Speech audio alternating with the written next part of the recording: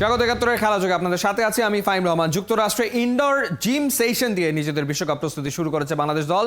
হিউস্টনের আবহাওয়া গেল কদিন ধরে বেশ খারাপ। যুক্তরাষ্ট্রের বিপক্ষে 3 ম্যাচ টি20 সিরিজের ভেন্যু প্রেইরি ভিউর বেশিরভাগ স্থাপনা ওলটপালট। তবে সূর্যের হাসির নিচেই রানিং সেশন সারতে পেরেছে নাজমুল শান্তর দল। খালিদ জামিলের রিপোর্টে বিস্তারিত। একসময় ফিটনেস নিয়ে শুনতে হয়েছে কত কথা, বয়সের ভারে আর চলে না মাহমুদুল্লাহ রিয়াদ, এমন কথাও বলতে ছাড়েননি অনেকেই। সেই মানুষটাই এখন হয়েছেন রীতিমতো ফিটনেসের বেঞ্চমার্ক। অনেক ইয়াং ব্লাডকেও দিব্যি হারিয়ে দিতে পারেন। হিউস্টনের জিমেও লিটনের কাছ থেকে আদায় করে নিলেন হাততালি। পাশেই ক্যাপ্টেন শান্ত যেন তাওহিদ হৃদয়, সাকিব আল হাসান আর শরীফুল ইসলামকে দেখাচ্ছিলেন ওয়েট লিফটিংটা কিভাবে করতে হয়। অলিম্পিকে যেতে চান নাকি ক্যাপ্টেন? নিজের ছেড়ে দেয়া জায়গায় পুরো বাংলাদেশ দলের ভারী উঠেছে শান্তর কাঁধে। সেটা বইবার মতো শক্ত পোক্ত তো কাঁধটা। গভীর দৃষ্টিতে সেটাই হয়তো মাপার চেষ্টা করছিলেন সাকিব। তাসকিনের চলছে রিকভারি। জিম সেশনে তাই ফিজিওর অধীনে টাইগার পেসারের সাবধানী মুভ। ওদিকে তানজিম সাকিব আর রিশাদ হোসেন যেটা করলেন অনায়াসে, মুস্তাফিজ সেখানে হারালেন খেই। তবে দ্য ফিজকে ঠিকঠাক ব্যবহার করতে পারলে কাটার মাস্টার যে প্রতিপক্ষের হাঁটু কাঁপিয়ে দিতে পারেন সেটা তো আইপিএলে প্রমাণিত। কিন্তু হিউস্টনে বাংলাদেশ দল ইনডোরে কেন? যেদিন তারা এই শহরে ল্যান্ড করে আবহাওয়া ছিল বেশ খারাপ। যে মাঠ প্রেইরি ভিউ ক্রিকেট গ্রাউন্ডে বাংলাদেশ যুক্তরাষ্ট্র সিরিজ হওয়ার কথা, সেটার বেশিরভাগ স্থাপনা তীব্র ঝড়ের কবলে হয়েছে লন্ডভন্ড। পূর্বাভাস বলছে আরও কিছুদিন আবহাওয়া হতে পারে খারাপ। তাতে ইউএসের সাথে 3 ম্যাচের সিরিজটা যেতে পারে ভেস্তে। কিন্তু তাতে তো প্রস্তুতিতে পিছিয়ে যাবে টাইগাররা। শঙ্কার এমন কালো মেঘের ভেতরেই একটু আশার আলো। বাংলাদেশ দলকে ফিটনেস ট্রেনিংয়ে ব্যস্ত দেখা গেল আউটডোরেও। তখন তাদের ওপরে ঝকঝকে নীল আকাশ। অবশ্য আমেরিকার আবহাওয়াই এমন, পরের মুহূর্তের কোনো ভরসা নাই। তবে এই বাংলাদেশ দলটার ওপর ঠিকই ভরসা করে আছে 16 কোটি সমর্থক। খালিদ জামিল, একাত্তর। 2 বছর আগে চোট, আবার মাথা চারা দিয়ে উঠেছে। অপারেশনটাই নাকি ঠিকঠাক হয়নি নুরুল হাসান সোহানের। তাই বিদেশি ভালো ডাক্তার খুঁজছে বিসিবির মেডিকেল টিম। সোহান বলছেন আঙুলের অবস্থা 10-20% উন্নতি হলেই খেলায় ভালো প্রভাব পড়বে। আসন্ন বিশ্বকাপে হৃদয় জ্যাকেটদের নিয়েও বড় আশা করছেন এই উইকেট কিপার ব্যাটার। সাইফুল রূপকের রিপোর্ট। Nurul Hasan Sohan sir Don Bradman থেকে খুব একটা পিছিয়ে নেই। টেস্ট ক্রিকেটে অস্ট্রেলিয়ান গ্রেটের গড় 99.94। লাল সবুজ জার্সিতে ওডিআইতে সোহানের অ্যাভারেজ 82.50। তবুও সোহান উপেক্ষিত। দেশ সেরা কিপার ঘরোয়া ক্রিকেটে ব্যাটের ঝলক দেখিয়েও জাতীয় দলে অনিয়মিত। বছর 2 আগে জিম্বাবুয়ে সফরে বাহাতের তর্জনীতে চোট পান। সিঙ্গাপুরে অপারেশন করে নিয়মিত খেলে গেছেন ক্রিকেটটা। যদিও নতুন করে আবারও ব্যথা অনুভব হচ্ছে, আঙ্গুলটা ফুলেও গেছে সোহানের। 2022 সালে জিম্বাবুয়েতে ক্যাপ্টেন ছিলেন, তখন শেষ ম্যাচটার আগে চোট পেলেন। সেটা আসলে ইনজুরিটা মনে হয় আপনাকে ভোগাচ্ছে অনেকদিন ধরেই। ন্যাশনাল টিমের হয়ে যে অবস্থায় ছিলাম ওই সময় খুব ভালো ফর্মে ছিলাম। আমার জন্য একটা টার্নিং পয়েন্ট। অবশ্যই এখন ওইটা নিয়ে কাজ করছি যাতে আবার নিজেকে ওইভাবে ব্যাক করতে পারি, এবং অবশ্যই আশা করব ভালো কিছু করার। এই জুলাইতে তো প্রায় 2 বছর হয়ে যাবে। ঘটনাটা আসলে কি হয়েছে, মানে কেন আসলে রিকভারি হচ্ছে না বা আনসাকসেসফুল কেন? আসলে অপারেশনটা কি সমস্যা হয়েছে? না, ওইটা আসলে ওইটা নিয়ে আবার ডক্টর দেখাবো। ওই সময় লাগার পরে সার্জারি করা হয়েছিল। এটা আমি আবার নিজেও ডক্টর দেখানোর চেষ্টা করছি। বাট আলহামদুলিল্লাহ আমি যেটা বললাম যে এইভাবেই আসলে খেলতে হবে, তো এটা পার্ট অফ গেম। ডাক্তাররা কি বলে আসলে? মানে যোগাযোগ করছি, এখন আসলে কোনো ফাইনালি পাওয়া যায়নি। বাট ইনজুরি থাকবে প্লেয়ারদের লাইফে, এটা স্বাভাবিক, এবং এটা নিয়ে আসলে ক্যারি করতে হবে। প্রো লিগ শেষ হলো, গত 2 সিজনও তো খেললেন। মানে আপনি কি জানতেন যে মোটামুটি ঠিক হয়ে গেছে আঙ্গুল, নাকি আবার নতুন করে এটা দেখা দিচ্ছে কোনটা? না, এটা আসলে এভাবে খেলতে হবে নর্মালি।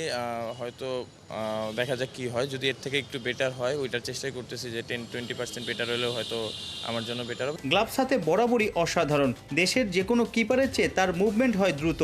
আবার লোয়ার মিডল অর্ডারে পিঞ্চ হিটিংয়ে বেমক্কা পেটানোতেও ওস্তাদ। 2022-এ ক্যাপ্টেন্সি পাওয়ার বছরেই দল থেকে ছিটকে যাওয়ার আক্ষেপ আছে সোহানের। 2022-এ টি20 ওয়ার্ল্ড কাপ যে অস্ট্রেলিয়াতে তখন ভাইস ক্যাপ্টেন ছিলেন, ইভেন ট্রাই নেশনে ওয়ার্ল্ড কাপের আগে ক্যাপ্টেন্সিও করেছেন 2 একটা ম্যাচ। জিম্বাবুয়েতে ক্যাপ্টেন্সি করেছেন 2022-এ টি20 দলের। কিন্তু এরপর আসলে টি20 দলের জায়গা হয়নি। কারণটা কি খুঁজে পেয়েছেন? না, কারণ আসলে কোনো সময় খোঁজার চেষ্টা করি না। সবসময় নিজের সাথে নিজের চ্যালেঞ্জ থাকে। অবশ্যই চেষ্টা থাকবে নিজে ভালো খেলার, এবং ন্যাশনাল টিমের হয়ে যতটুকু ম্যাচ খেলেছি সবসময় নিজের সেরাটা দেওয়ার চেষ্টা করেছি। ওডিআই রেকর্ড ভালো আলহামদুলিল্লাহ।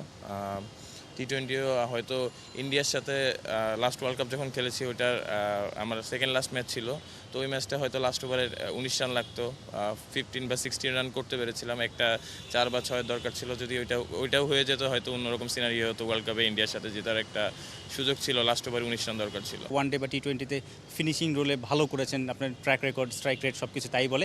ন্যাশনাল টিমে এখন যারা আছে তাদের খেলা কেমন লাগে, লাইক তাহিদ হৃদয়, জাকির আলী, তাদের সম্পর্কে কী বলবেন? না, অবশ্যই তারা ভালো খেলতেছে এবং আমার কাছে মনে হয় যে ওয়ার্ল্ড কাপ ভালো একটা সুযোগ আছে, যেহেতু আমাদের শ্রীলঙ্কার সাথে ম্যাচ আছে, নেপালের সাথে ম্যাচ আছে। অবশ্যই আমার কাছে মনে হয় শ্রীলঙ্কার সাথে আমরা জিতবো এবং সেকেন্ড রাউন্ডে যেতে পারবো। সাইফুল রূপক, 71। তথাকথিত মোটিভেশনাল স্পিকারের সাথে বাস্তব মোটিভেশন আইকনদের এই ফাড়া, ওরা যা বলে করে ঠিক তাই। কোহলি পুরনো সময়ে যা যা বলেছেন সেটা কতটা খাঁটি, অনুপ্রেরণার জোয়ার আরও বাড়াতেই যেন করে দেখালেন। সিনেমার রিলিজ দিলেন হলুদ ক্রিকেট সিনেপ্লেক্সে। মাত্র 1% চান্স দেওয়ার পর কি করে সেটাকে 100% ফিরে আসার উপাখ্যানে বদলে দিতে হয়, সেটা শেখার জন্য আগামীতে শত সহস্রবার ফিরে আসতে হবে এই ম্যাচে, এই মুহূর্তগুলোতে। বিস্তারিত মাদি হাসানের রিপোর্টে। সবাই বলছে 99% নিশ্চিত যে আপনাকে দিয়ে কিছু হবে না, তবে কখনো কখনো ওরা যে সামান্য 1% চান্স রেখে দিল সেটাই অনেক। নির্ভর করবে কিভাবে আপনি সেই সুযোগটাকে দেখছেন, নিজের ভেতরে যা অবশিষ্ট আছে তার সবটা নিংড়ে দিচ্ছেন কিনা। আর সেটা করতে পারলে 1% বদলে যাবে 10%-এ, 10% সম্ভাবনা হয়তো ঠেকবে 30%-এ। এরপর সেখান থেকে হতে পারে যে কোনো কিছুই। কে জানে, 1% চান্স নিয়ে আপনি ঘটিয়ে ফেলতে পারেন মিরাকেল। এতক্ষণ যা যা বলা হলো সেটা ছবির সাথে মিলিয়ে আর 8-10টা স্ক্রিপ্টের মতো বানানো শব্দের খেলা নয়। প্রত্যেকটা কথা বলেছেন স্বয়ং বিরাট কোহলি। কয়েক মাস আগের একটা মোটিভেশনাল স্পিচে তথাকথিত মোটিভেশনাল স্পিকারের সাথে বাস্তব মোটিভেশন আইকনদের এই ফারাক, ওরা যা বলে করে ঠিক তাই। কোহলি পুরনো সময়ে যা যা বলেছেন সেটা কতটা খাঁটি, অনুপ্রেরণার জোয়ার আরও বাড়াতেই যেন করে দেখানোর সিনেমাটার রিলিজ দিলেন হলুদ ক্রিকেট সিনেপ্লেক্সে।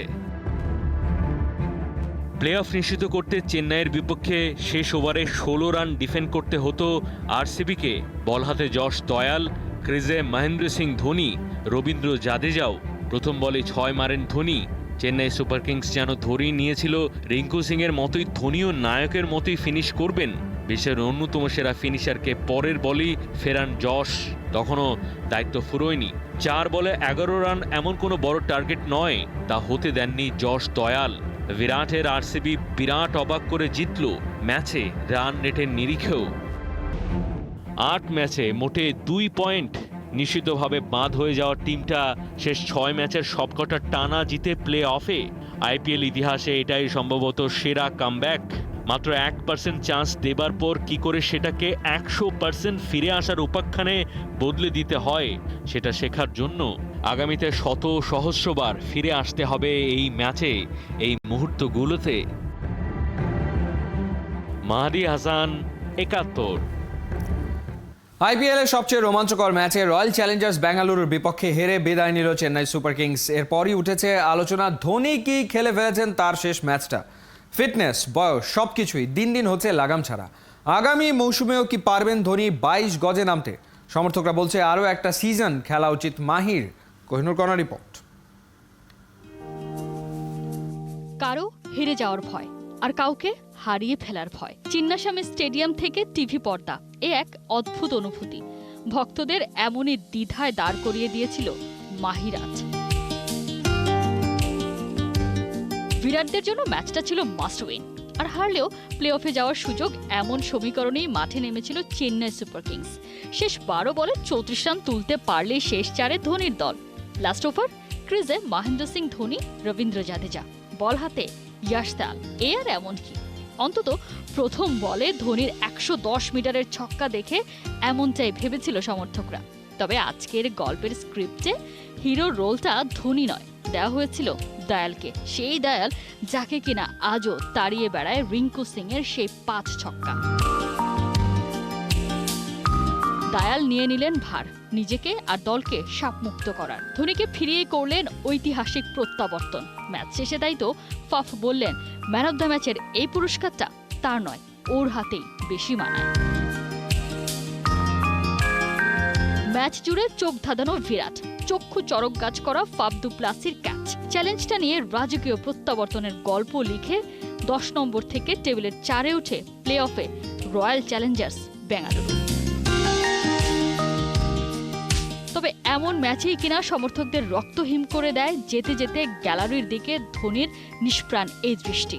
আজ চোখে পলক পড়ছে না, মন শুধু একটাই কথা ভাবছে, ডাগ আউটে ধোনির এই যে ফেরা, এটাই শেষ পান নয় তো? 110 মিটারের এই ছক্কাটাই ক্যাপ্টেন কুলের শেষ ছক্কা নয় তো? সমর্থকদের প্রাণপণ দাবি, এখনই যেও না মাহি। বিশাল দায়ামা যেমন বলেছিলেন ধোনি অবসর নিলে 20 নম্বর ওভারটাকেও পাঠানো উচিত অবসরে, সেসব কি নিছকই আবেগ? মাহি মারছে, এমন কথা বলার সুযোগটা আর দেবে তো পেয়ারা ইনজুরি? ছেঁড়া পেশিকে আর কত পোষ মানিয়ে 2 রান চুরি করবে প্রায় 43-এ পৌঁছে যাও ধোনি? আর কত চোখের পলকে করবেন স্ট্যাম্পিং? চিপকে শেষ টি20টা খেলতে চেয়েছিলেন মহেন্দ্র সিং ধোনি, যেখানে ধোনি ধোনি চিৎকারে সমর্থকরা হাঁকাবে ডেসিবেলের সেঞ্চুরি। বলবে সবাই, দেখো এই সেই জন যে স্বপ্ন দেখতে শিখিয়েছে, এই সেই যে হারার আগে কখনো হারেনি, যে দিনের পর দিন পেছন থেকে ম্যাচ ঘুরিয়ে দিয়েছে। হ্যাপি এন্ডিং মিথ নয় তো? কোহিনুর কণা, 71। 11 বছর পর আবারও এভারেস্টে চূড়ায় বাংলাদেশের পতাকা। সাইক্লিস্ট বাবর আলীর হাত ধরে এই লাল সবুজ পতাকা উড়ল। এবার 5ম বাংলাদেশি হিসেবে বিশ্বের সর্বোচ্চ শৃঙ্গ মাউন্ট এভারেস্ট জয় করেছেন বাবর। এমন দুঃসাহসিক অভিযাত্রায় তার পৃথিবীর সবচেয়ে উঁচু হিমালয় এভারেস্ট জয়ে গর্বিত পুরো পরিবার। অর্ণবাবী report. This is the summit. No room.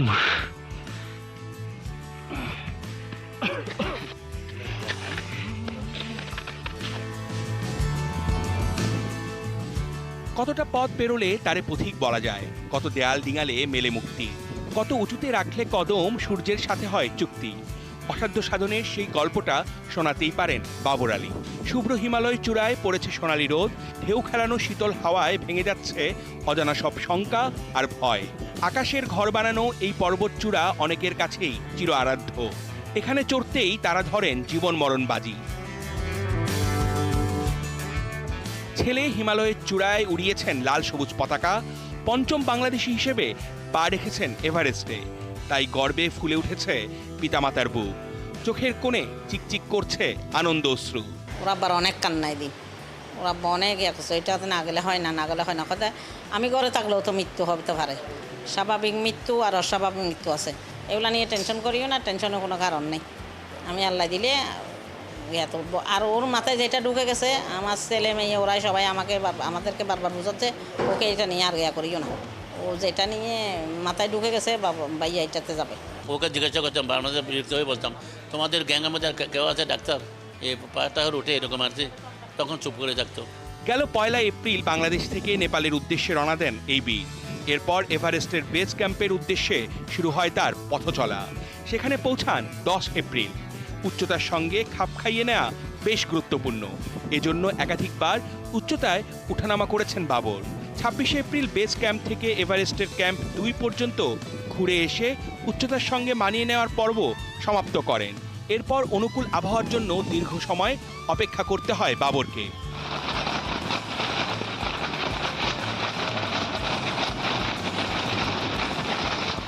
14 মে মাঝরাতে বেস ক্যাম্প থেকে বাবরের যাত্রা শুরু হয় চূড়া অভিমুখে। প্রথম দিনেই সরাসরি উঠে যান ক্যাম্প 2-এ। পরিকল্পনা অনুযায়ী সেখানে 2 রাত কাটিয়ে 18 মে উঠে যান ক্যাম্প 3-এ এবং 19 মে পৌঁছান ক্যাম্প 4-এ। 26,000 ফুট উচ্চতার এই ক্যাম্পের ওপরের অংশকে বলা হয় ডেথ জোন। 18 মে মাঝরাতে আবারও শুরু হয় বাবরের যাত্রা। 19 মে ভোরের প্রথম আলোয় 29,031 ফুট উচ্চতার মাউন্ট এভারেস্টের শীর্ষে ওড়ান বাংলাদেশের পতাকা।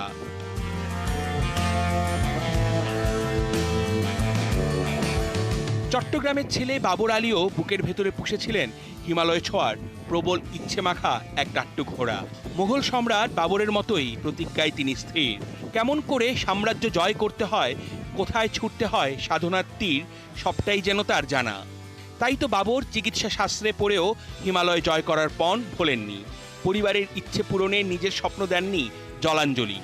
চট্টগ্রাম মেডিকেল কলেজ থেকে ডাক্তারি পাশ করার পাশাপাশি সামিল হয়েছেন নানা অভিযাত্রায়। একটু একটু করে তৈরি করেছেন নিজেকে। বলতো আমি করবো, আমার একটা শখ আছে, আমি শখটা পূরণ করি। কি আমি এভারেস্টে ওঠার জন্য। আমাদের এটা তো দুর্গম ব্যাপার, এটা খুব বিপদের ব্যাপার। মানে তুমি ডোন্ট টেক ডিসিশন। বলতো আমি এভাবে যাচ্ছি না, আই এম ফুলি প্রিপেয়ার্ড। কিন্তু এখন তো খুব ভালো লাগতেছে, দেশের গৌরব, জাতির গৌরব, মানে লাল সবুজের পতাকা উড়তেছে, মানে খুব খুশি লাগতেছে। কিন্তু এখনও সংখ্যামুক্ত নয়, যত মধ্যে নিচে না আসবে।